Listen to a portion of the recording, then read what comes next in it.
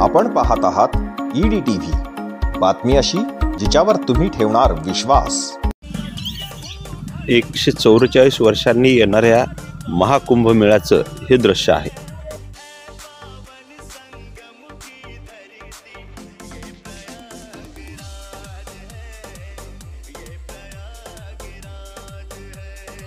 उत्तर प्रदेशमधील प्रयागराज येथे हा कुंभमेळा जमलेला आहे।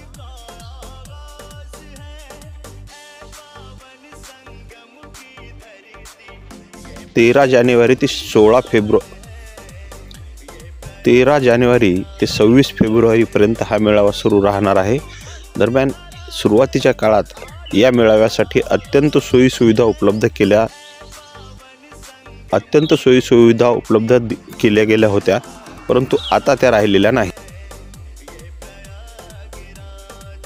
10वी नंतर पुढे काय? फक्त PFC क्लासेस। उत्तर प्रदेश सरकारला येणाऱ्या भाविकांचा अंदाज न आल्यामुळे आता प्रयागराजमध्ये येणारे रस्ते देखील बंद करण्यात आले आहेत।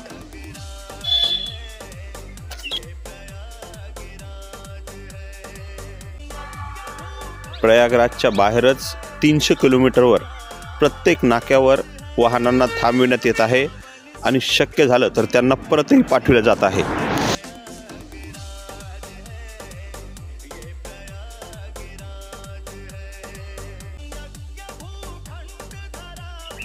आपण पाहत आहात EDTV न्यूज जालना या न्यूज पोर्टलवर महाकुंभमेळा प्रयागराज येथील ही काही क्षणचित्रे।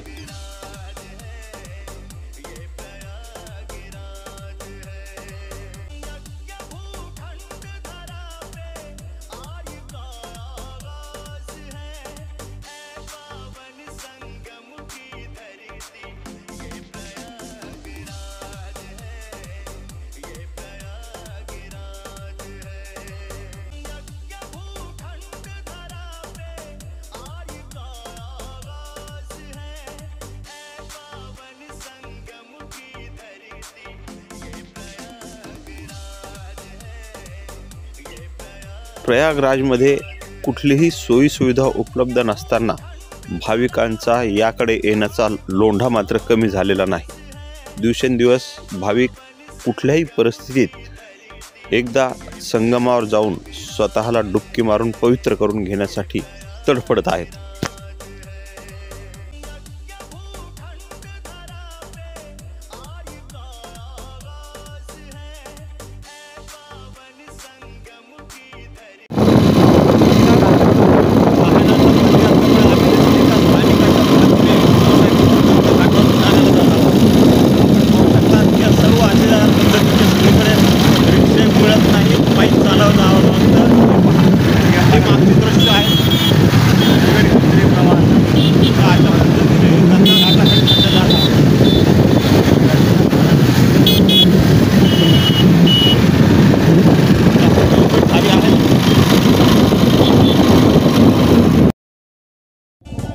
सद्य परिस्थितीमध्ये कुंभमेळ्याला जर जायचे असेल तर वृद्धांनी आणि लहान मुलांच्या आईंनी टाळणे योग्यच राहील, कारण कुंभमेळ्याला स्नान करण्यास गंगेच्या घाटापर्यंत जाण्यासाठी किमान 5 किलोमीटर जावे लागते आणि 5 किलोमीटर यावे लागते। तत्पूर्वी रस्त्यावरून जाणे येण्यासाठी रस्ता देखील उपलब्ध नाही, कुठलीही वाहनं उपलब्ध नाहीत। त्यामुळे दुचाकीस्वार याचा फायदा घेत भाविकांना 100 ते 150 रुपये घेऊन कुंभमेळ्याच्या मुख्य द्वारापर्यंत नेऊन सोडत आहेत। कुंभमेळ्याचं सुरुवातीचं 8 दिवस जे चित्र डोळ्यासमोर उभं केलं होतं ते आता काहीच राहिलेलं नाही, कारण ना इथे लंगर आहे, ना भंडारा आहे, ना कुठलीही जेवणाची मोफत व्यवस्था इथे केली गेलेली आहे। त्यासोबत खाजगी दुकानांमध्ये मात्र लूट सुरूच आहे। बता कैसा लग रहा है? हमें बहुत अच्छा लगा है। कहाँ से है?